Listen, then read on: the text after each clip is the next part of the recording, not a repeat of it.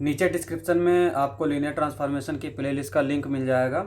आज हम बात करेंगे आइसोमॉर्फिज्म के बारे में। पहले हम डेफिनेशन देखेंगे, फिर हम देखेंगे कि इसकी ज़रूरत क्यों पड़ती है और उसके बाद हम एग्जाम्पल करेंगे। तो पहले यहाँ पे डेफिनेशन देख लेते हैं। डेफिनेशन किस तरह से दे रखी है, हमने टी लिया वी एफ से U F such that T is an linear transformation and T is one and onto then T is called isomorphism. Linear transformation तो हम अभी तक पढ़ रहे थे। लीनियर ट्रांसफॉर्मेशन अगर वन भी हो और ऑन टू भी हो तब हम उसको कहेंगे कि जो है वो आइसोमॉर्फिज्म होगा। अब यहाँ पे एक चीज़ देख लेते हैं। जैसे यहाँ पे हमने दो वेक्टर स्पेस लिए, एक u एक v एक u, ठीक है। लेकिन अगर हमने दोनों तरफ सेम वेक्टर स्पेस ले लिया, जैसे यहाँ पे v है तो यहाँ पे भी हमने अगर v ले लिया, कहीं पे भी अगर इस तरह का कोई दो वेक्टर स्पेस अगर कोडोमेन और डोमेन में सेम हो तो उसमें हमें सिर्फ एक चीज़, कोई चीज़ प्रूफ कर देना है, या तो वन प्रूफ कर देना है या फिर ऑन टू प्रूफ कर देना है, तब भी हम कह देंगे वो हमारा आइसोमॉर्फिज्म होगा। उसको हम लीनियर ऑपरेटर बोलते हैं, ठीक है। तो ये चीज़ याद रखेंगे कि यहाँ पे अगर कोई इन जनरल लीनियर ट्रांसफॉर्मेशन की बात कर रहा है तो वो T1 और ऑन टू दोनों होना चाहिए, तब हम उसको आइसोमॉर्फिज्म बोलेंगे। और अगर डोमेन और कोडोमेन में वेक्टर स्पेस सेम है तो उसमें हम या तो वन प्रूफ कर दें या फिर ऑन टू प्रूफ कर दें लीनियर ट्रांसफॉर्मेशन के साथ, ठीक है। तो हम कहेंगे वो आइसोमॉर्फिज्म होगा। तो वन प्रूफ करना आसान होता है, कर्नल जो है सिंगलटन जीरो दिखाना होगा तो वन ही प्रूफ करेंगे। तो आइसोमॉर्फिज्म की दो तरीके की डेफिनेशन हो गई। अगर डोमेन और कोडोमेन सेम है तो सिर्फ वन प्रूफ कर लेंगे, और अगर सेम नहीं है तो हम वन और ऑन टू दोनों चेक करेंगे। अब यहाँ पे इस डेफिनेशन का एक नोट देख लेते हैं। Two vector space are said to be isomorphic if there exists an isomorphism between them and denoted by VF isomorphic to UF। तो दो वेक्टर स्पेस जो है उनको आइसोमॉर्फिक बोलते हैं जब वो वन और ऑन उनके बीच में एक ऐसा मैप मिल जाए जो वन और ऑन टू लीनियर ट्रांसफॉर्मेशन हो, और उसको डिनोट किससे करते हैं, V F isomorphic to U F, इस तरह से डिनोट करते हैं। अब आइसोमॉर्फिक से हमें फ़ायदा क्या होता है, तो यहाँ पे दूसरा नोट है कि if V is isomorphic to U then U V and U represents the same objects in two different languages.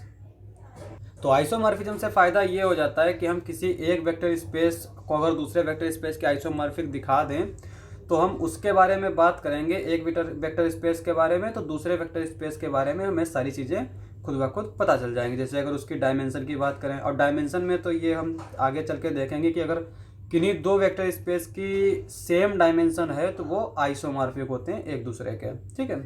अब एक एग्जांपल कर देख लेते हैं। If dimension of V F is equals to N, define U हमने इस तरह से लिया एन टपल ऑफ एफ, ठीक है।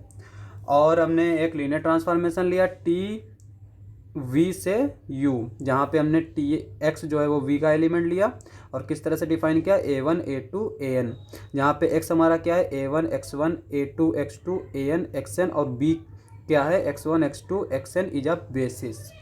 ये हमारी बेसिस है किसकी, v की, ठीक है। और v की बेसिस है, और हम जानते हैं कि अगर कोई वेक्टर स्पेस की बेसिस दे रखी है तो उस वेक्टर स्पेस का हम कोई भी एलिमेंट लें तो उसको हम क्या कर सकते हैं, उस बेसिस के लीनियर कॉम्बिनेशन में लिख सकते हैं। तो वही चीज़ें यहाँ पे हमने की।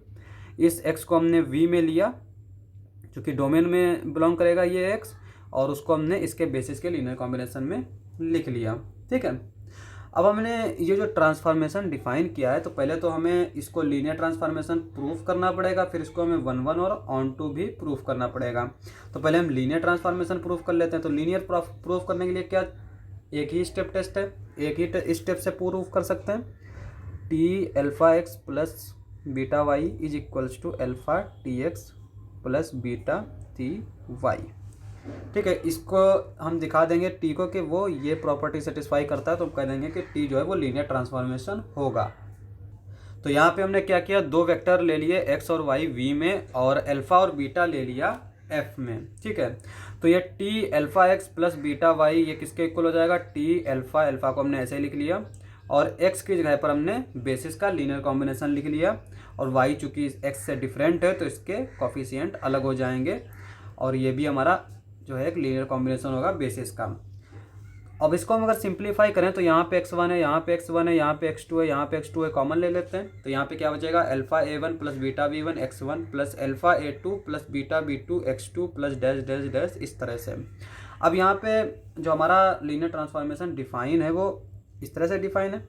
इसका मतलब क्या हुआ कि x जो आएगा लीनियर कॉम्बिनेशन, उसके जो स्केलर्स है ना, उनका जो है हमने इस तरह से टपल लिख लिया। तो यहाँ पे अभी हम करेंगे, ये इसके कॉफिशिएंट हैं x1 x2 xn के, तो इनका n टपल हम लिख लेंगे, alpha a1 plus beta b1 alpha a2 plus beta b2 alpha an plus beta bn। और इसको हम किस तरह से लिख सकते हैं, इसको हम अलग अलग लिख सकते हैं। तो ये हो जाएगा alpha a1 alpha a2 alpha an beta b1 beta b2 beta bn। और यहाँ से अल्फा कॉमन ले लेंगे तो यहाँ पे क्या बचेगा, a1 a2 an, और वो किसके इक्वल है, tx के। यहाँ से बीटा कॉमन ले लेंगे तो ये क्या बचेगा, b1 b2 bn, और ये हमारा ty के इक्वल है। तो यहाँ से हम देख सकते हैं कि हमने t alpha x plus beta y लिया और हमारा किसके इक्वल आ गया, alpha tx plus beta ty। This implies that t is linear transformation. अब चूंकि हमें आइसोमॉर्फिज्म दिखाना है तो यहाँ पे हम क्या करेंगे, 1-1 प्रूफ करेंगे। तो 1-1 प्रूफ किस तरह से करेंगे, तो 1-1 की तो एक ही डेफिनेशन होती है प्रूफ करने के लिए, T X is equals to T Y implies X is equal to Y, या फिर इसका निगेशन ले लेंगे, X not equal to Y implies T X is not equal to T Y. अब यहाँ पे हमने क्या किया, T X is equals to T Y लिया, तो ये क्या इंप्लाई करेगा, T summation A I X I, X की वैल्यू हम पुट कर लेते हैं, वाई की वैल्यू हमने लिख ली समेसन बी आई एक्स आई, जहाँ पर आई हमारा 1 से n पर रन करेगा। और यहाँ पे ये हमारा किस तरह से डिफाइन है, इसके n टपल्स में, तो ये हो जाएगा a1 a2 an, यहाँ पे b1 b2 bn, और दो अगर n टपल्स के वेक्टर इक्वल होते हैं तो इसका मतलब ये होता है कि उसमें ए आई एक्स बी आई जो है वो क्या हो गए, इक्वल हो गए। और जब ए आई बी आई के इक्वल हो गया तो यहाँ पे x हमारा क्या है, summation A I X I और summation B I X I, B I की जगह पर हम ए आई पुट कर सकते हैं, तो ये दोनों क्या हो जाएंगे, इक्वल हो जाएंगे। तो ये इंप्लाई करेगा x is equals to Y, this implies that t is 1-1, तो t 1-1 हो जाएगा। अब हमें प्रूफ करना है कि t जो है वो हमारा ऑन टू होगा। अब यहाँ पे हम एक चीज़ जानते हैं कि वेक्टर स्पेस की डेफिनेशन पढ़ते हैं तो वहाँ पर क्या होता है, for all alpha belongs to F, ठीक है, x belongs to v, alpha x belongs to v, यानी हर एक एल्फा के लिए एल्फा x जो है वो v में जाता है।